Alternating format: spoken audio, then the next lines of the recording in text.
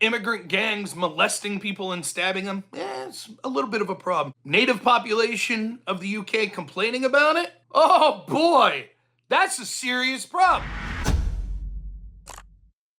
Anyways, we're here to talk about the European Union. I might screw this first one up. Estonia has ruled, and it's not the European Union per se, but countries in Europe. Estonia has ruled that some 80,000 ethnic Russians in their country may no longer vote. I looked into why, other than they're ethnically Russian, and it seems to be that the claim is that they are possibly in cahoots with Russia. The other side of that I was reading, it's because they didn't adequately protest Russia enough. So imagine that. Imagine a democratic country being like, oh, we're not going to leave people vote that are citizens of this country because ethnically their roots come from another country. Imagine if the United States did that. Can you imagine that? If we're just like, you know what? Anyone that came from Mexico, even if you're a citizen, sorry, no vote. Can you imagine the uproar if Trump did something like that? But that's democracy, baby. That's Europe and their form of democracy. Of course, we already had the situation in Romania where the elections went the way of the right-wing populist Georgescu. And so they said, yeah, that election doesn't count. Why? We think Russia propaganda influenced it. Now, do you think for a second that in these European countries that there's not European propaganda, EU propaganda, or US propaganda? But none of that would ever be... Can you imagine for a second? You know what? Actually, the elections that took place in Spain, the left-wing globalist party, pro-EU party won, but we think there was EU interference. We think the EU was interfering in this election, was putting money into it and influencing people. So we're going to cancel that election and redo it. Can you imagine that? But there we go. Pro-democracy, right? Pro-democracy. Cancel those elections. They don't count. Okay, it looks like the right-wing populist guy, Georgescu, is going to win again. You know what? We'll arrest him. And now we'll make it illegal for him to run again. That's what they did in Romania. Sound familiar? It's what they did in Brazil with Bolsonaro as well. It seems like all of these countries around the world that are supposedly democracies, that we get preached to all the time, the importance of democracy, it seems like when right-wing, nationalist, populist candidates win, they're like, that doesn't count. In Poland, I talked about this when I debated Connor there a month ago, and we've talked about it. Mike Benz showing the proof of it on Joe Rogan's program. Your tax dollars go to something called the National Endowment of Democracy. Their official newsletter was pressuring the government of Poland to lock up the previous populist right-wing elected officials in Poland for crimes such as pushing for mail-in voting during COVID, because that was clearly to do for fraud. In Germany, they're trying to ban the right-wing party AfD. In Ireland, there's talks of not allowing Conor McGregor to run for president. And now in France, or what's the other one? Was it like Erdogan or something that they were going after? Now we have France. Marine Le Pen, who's become a household name to anyone who's involved in right-wing politics. Always called a Nazi and this and that and the other. She is winning almost every poll. Now, I'll claim ignorance for a second here. A lot of these elections, they sort of do parliamentarian style.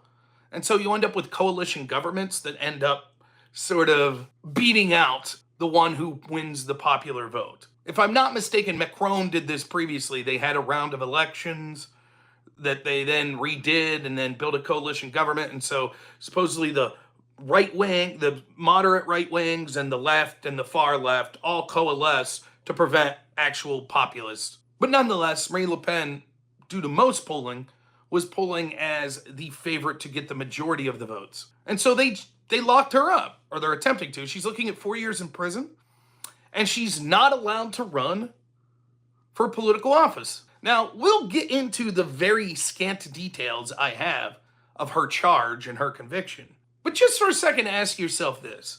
What do you think the chances are in each of these, in Estonia, and Romania, in Brazil, in France, in Germany? It's just the right-wing populist politicians, the ones that are saying, we have a problem with globalism, we have a problem with the current institutions that are running our country. What do you think the chances are that they're the only ones breaking the law? Of course, then I forget the one that we all know the most, which is Donald Trump and the lawfare that was used to go after him. We're supposed to believe this is what the Democrats will have you believe. This is what the globalists, this is what the EU, this is what the people that scream democracy will have you believe. It's just right-wing populists that break the law. They're the only ones. The left-wing ones, your Nancy Pelosi's that are making $200,000 a year and then are worth more than 9 figures now. They're not breaking the law. No. It's just those right-wingers. Now, the charge that Marie Le Pen is charged with, and I'll admit, I haven't had time to sift through all the details, but on face, what it is sort of what we would consider an embezzlement charge. The allegation, it seems to be, goes something like this. As a politician who is operating both at the EU level and at the national level in France, there are different pools of money. So she may have staffers, etc. She gets money from the EU to pay those members of her staff that would be working with her work at the EU level. And then presumably also gets money from France for that reason for French staffers, etc. The allegation is she took some of that money earmarked for staffers working with the EU and paid staffers working with her projects on the government of France. Her defense seems to be, no, these people happen to be French and live in France, but they're also my staffers with the EU. Now, Christine Lagarde, the head of the IMF, the International Monetary Fund, she was charged with far more serious crimes of embezzlement and found guilty, which didn't stop her from becoming the head of the IMF. And now I think she has some other position in the EU. This is very similar to the Trump campaign finance charge with the Stormy Daniels business. We're just going to go after Trump. We've never gone after a former president, but we're going to convict him of 47 felonies for a misdemeanor. The misdemeanor is, we think that he had improper campaign finance. In the same election in 2016, in that election, the Federal Election Commission found Hillary's team guilty of that exact crime. They did not find Trump's team guilty. But the state of New York, Alvin Bragg, who bragged about wanting to go after Trump, he decides, well, we're going to charge Trump with this federal election crime. But how can you do that? You're a state. And the FEC is in charge of that, and they decline prosecution. And by the way, it's a fine. That's what happened to Hillary's team. They got fined. So what's the big deal here? Well, here's what we'll do. We'll use a novel legal theory that's never been used to stretch a misdemeanor that would require paying a small fine into 47 felonies. Now, anyone who remotely followed this could see what absolute shit it was. And the reason it was absolute shit, it's not because if you look at the details of the case, it's like, wait a minute, Trump didn't really know what was going on and blah, blah, blah. It's because this is the sort of stuff that is commonplace in politics, and it's never charged. And if it is charged, it's always a slap on the wrist, pay a fine, like what happened with Hillary's team. But they found a way to use lawfare to go after Trump, just like with the classified documents case, just like with the overvaluing the properties case with Letitia James. And the Democrats want you could see in this country how it went. The Democrats wanted you to believe, well, that's just because Trump's like the only guy that's ever done crimes that was president. So we have to do this. We have to stretch misdemeanors into 47 felonies and not go after his opponents that did the same crimes more blatantly, like destroying subpoenaed evidence. We won't go after them for that. You could see it. And I'm sick and tired of debating these people in bad faith. People that said, we don't see evidence of Joe Biden's cognitive decline. We don't see it. What are you talking about? What? The left wing violent? What are you talking about? None of us ever suggested lockdowns. Where did we say that? No one said that the vaccine would prevent you from getting COVID. Who said that? None of us said that. But trust us. Trust our legal opinions that Trump's seriously and for real the only person that's ran for office. That he's so guilty of everything that we had to charge him with 4 felonies and then try to keep him off the ballot, saying he engaged in an insurrection. I'm tired. I went through, how many times did you see in 2022, 2023, 2024, did you see me debate the best that the left had to offer that was willing to debate me on these very topics? I'm tired of it. They're clearly bad faith and full of shit. But just know that those same people are the same ones telling you, yeah, Bolsonaro in Brazil, he's guilty. Yeah, the Polish party there in that was right-wing populists, yeah, they're guilty. They should be locked up too. Yeah, Marine Le Pen, yeah, she's guilty. Yeah, those Russians in Estonia, yeah, they shouldn't be allowed to vote. Yeah, the AfD in Germany, yeah, that should be outlawed too. Trust us, all those. Yeah, the elections in Romania, yep, Russia interfered, they should be canceled.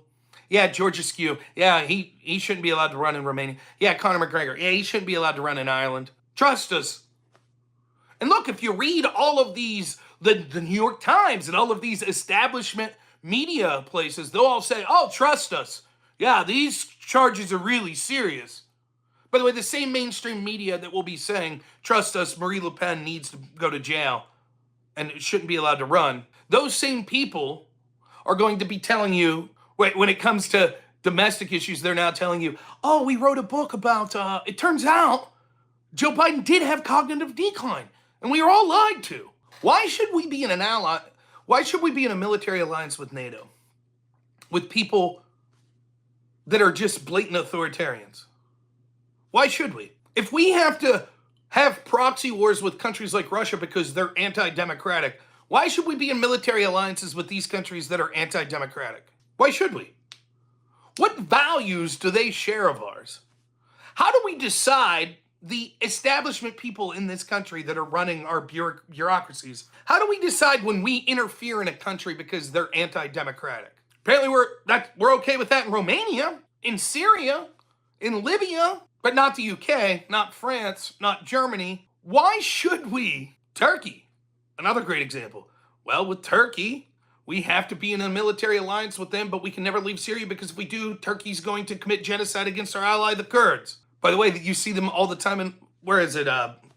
Hungary, right? With Viktor Orban. They're always attacking him. He'll be the next to go that'll be found to be guilty of something. Why should we support Poland? They're in the process of locking up their former politicians. Now you had news breaking out of the UK. Sentencing guidelines.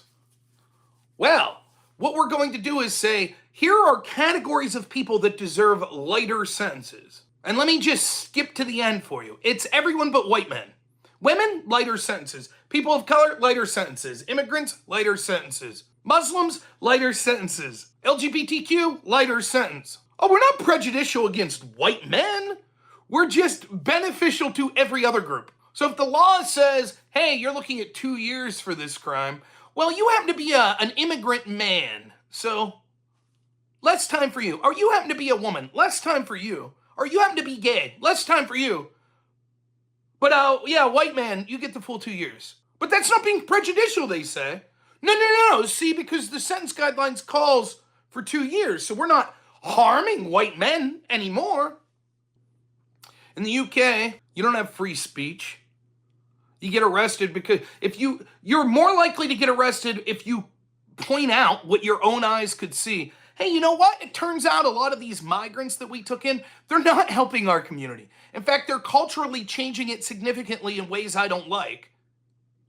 And there's a lot of violence and crime that's coming there. I didn't like the grooming gangs, for example. I think that's bad. Oh boy, you can't say that. I saw a clip just the other day. It was like 6 police officers came to some woman's house to arrest her. Yes, it's true. In many ways, our speech is beholden to the people that are behind the scenes of bureaucracies as well. And we see people like what was his name? Not Jacob Chansley, I'm screwing up my people. The gentleman that was arrested for the meme on the election. But it's clearly worse in the UK and more blatant in the UK. And they don't even have enshrined that they have to pretend to give a shit about free speech. Violent immigrant gangs molesting people and stabbing them, it's a little bit of a problem. Native population of the UK complaining about it? Oh boy, that's a serious problem. Do you remember way back in the day when Count Dankula got arrested because he had his pug supposedly do a Roman salute? Remember that? Everyone chortled, oh, well, he's a troll. Now where are we? By the way, the same sort of hate speech laws exist in Germany. Did I not read just today that I think it was in the UK? A 3-year-old, I think it was kicked out of a daycare for being transphobic?